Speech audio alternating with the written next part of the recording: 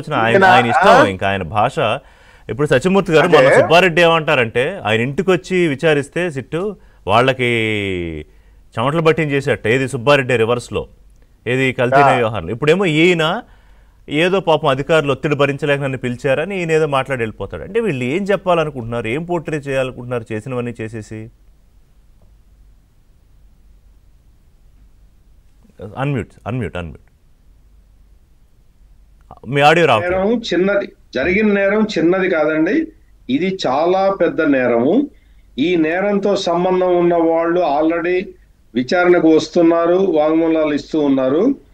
సతీష్ దురదృష్టవశాత్తు నిజంగా మనందరం బాధపడాల్సిన అంశం ఏంటంటే సతీష్ చనిపోవటం అనేది అందరికి నిజంగా చాలా బాధగా ఉన్న విషయము.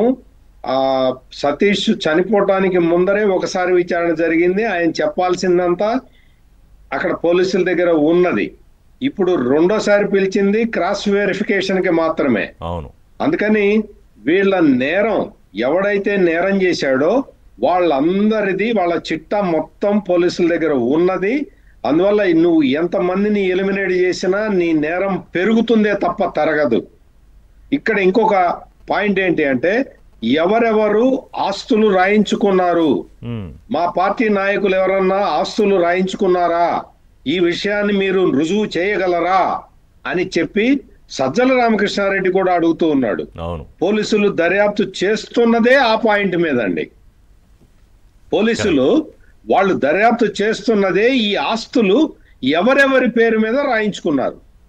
రవికుమార్కున్న మద్రాసులో ఉన్న ఆస్తుల్ని ఎవరు రాయించుకున్నారనే దాని మీదే చేస్తున్నారు.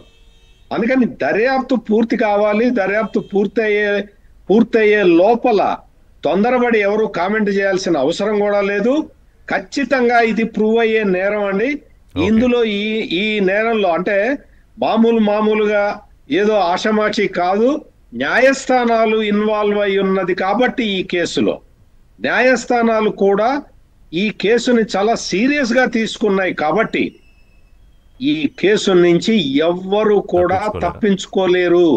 వాళ్ళు ఎన్ని కబుర్లు చెప్పినా, బేతాళ కథలు ఎన్ని రకాలుగా చెప్పినా, మాటల మాయాజాలం ఉపయోగించినా అవన్నీ బయట మీడియా దగ్గర అంటే వాళ్ళకి సంబంధించిన మీడియాలో కట్ చేసుకొని ఏదన్నా ప్రచారం చేసుకోవడానికి